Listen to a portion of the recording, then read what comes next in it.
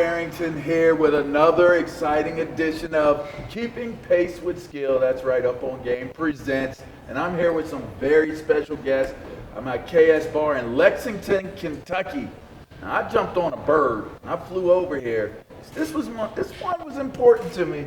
You'll figure this one out very quickly. First, I want to introduce an amazing human being. I had the opportunity to meet her today. Holly Phillips, she's the CEO of the Appalachian Healthcare Regional Healthcare System. Let's get that right.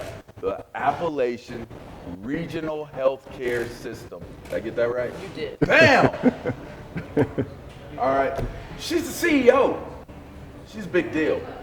She's a big deal for a lot of reasons other than being the CEO. Leadership is key.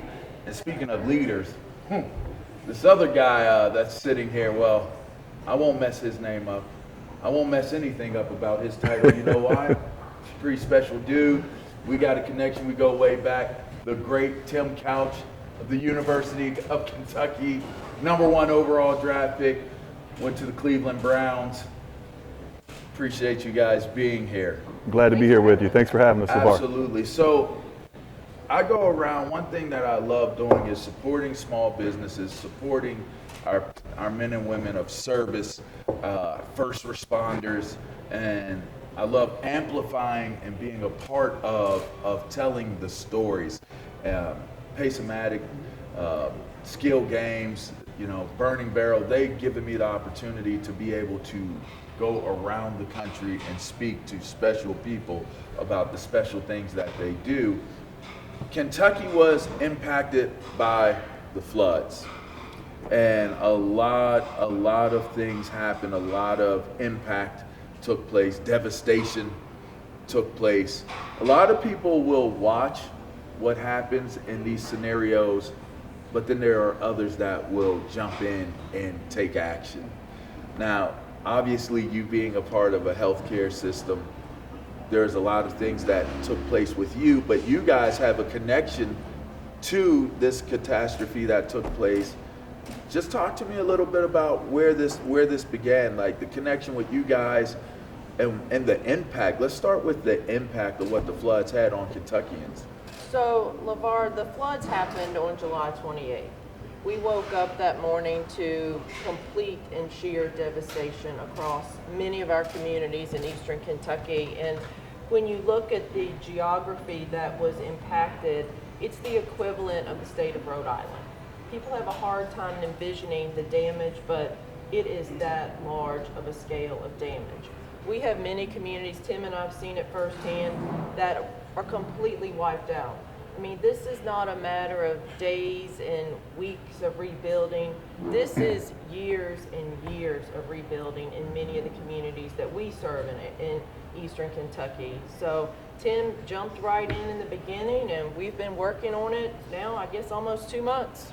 Yeah. Holly and I have been friends for a long time, and I'm from that area. I grew up right there in eastern Kentucky, so it was a no-brainer for me to help. And Holly and her staff do such an amazing job for the people in that community, and getting supplies into that area and doing everything they can to help get people back on their feet. So my brother and I, like I said, we're from that area. We have family that were impacted by the flooding, so we wanted to do whatever we could possibly do to go down there and help. We were unloading trucks and getting supplies out to people's cars, just whatever we can do to help, and we'll continue to do whatever we can do until everyone gets back on their feet.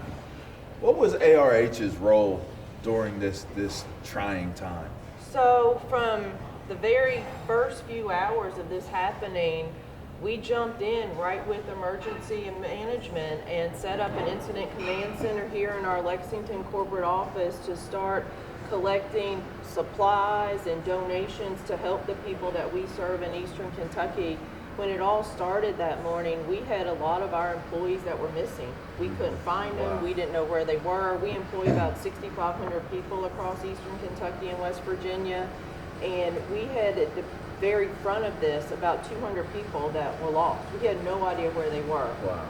Thank goodness we were able to account for all of our employees, but many lost lives, many lost everything. We have 160 employees who lost every single possession they have in life. Wow. So Tim and I keep working on behalf of them to raise money to assist them and their families in this rebuilding effort.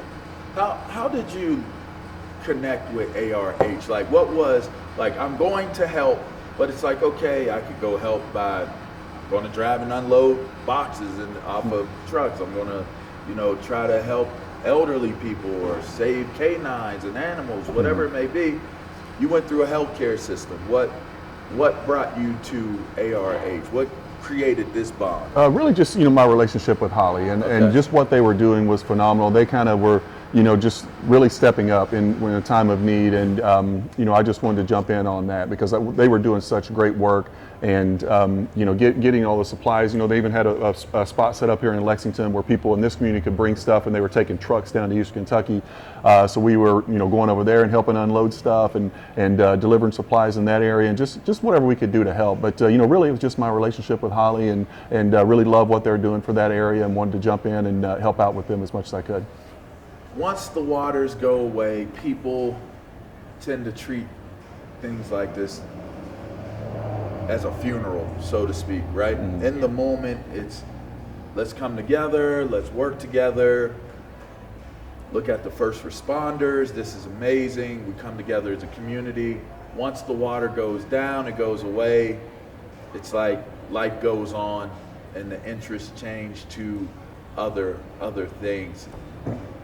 What would your message be to the people out there as it applies to where Kentuckians are right now, today, from the damage? I've heard you guys allude to it, but I would like for it to be reiterated in terms of, can people help? What can they do still today to be able to assist with what took place in July now? Well, LaVar, I think the biggest thing that people can do right now is to continue to help us financially. We have our ARH Foundation, and to date we've raised almost $1.3 million. That's awesome. And every single penny of that money will go directly to the people. We're not keeping 1% off of the top of that money at all. So financial assistance, that's going right back into our communities to help people rebuild their lives. And people still need supplies. We converted our Lexington corporate office basically into a distribution center. We took cubicles down to store boxes of diapers and canned goods, and we're still doing that because people still need those things. They still need water and peanut butter. And we are now running a distribution center in an old J.C. Penney building in Hazard, Kentucky, that anybody throughout the region can come get whatever they want any day for free, take as much as you need. Is there a website? It's all on the ARH.org website. People can find out where they can drop donations, whether it's here or right Eastern there. Kentucky. The www.arh.org has all of the information. We still need people to volunteer to come down there and help our communities rebuild. Now we need manpower and building supplies. All right. Make sure you get involved.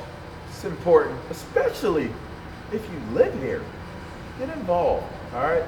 That's what this is all about, is helping. I mentioned earlier, Burning Barrel Skill Games, powered by Pace-O-Matic. They give me the opportunity, they power what I do.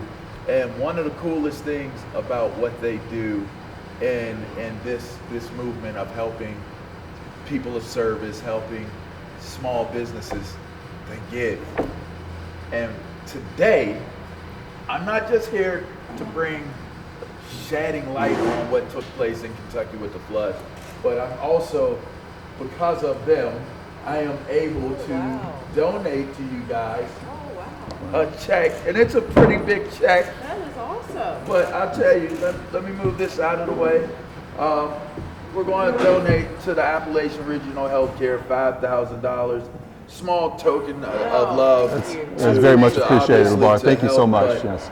Wanted to make sure that not only do we want to bring awareness to these things that take place in our communities, but to assist the heroes, to assist those who put themselves on the line. And when I heard you were involved, I was like, this is something we got to do. We got to get to Kentucky. We got to talk about it, and we got to shed some light on it, because I have an affinity for first responders, for military, and I love small businesses. I just feel like we're, we have to have a voice for those who don't have a voice, provide help for those who don't have help, and honor those who put themselves out there to make a difference. So I appreciate you guys coming on. Oh, thank you.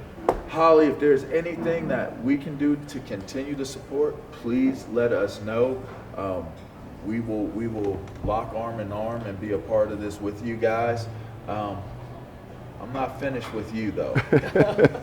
On a much lighter note, as we go into the break, I do have a man of service that I will be speaking with. All right, we'll be talking to a sheriff. We'll be right back.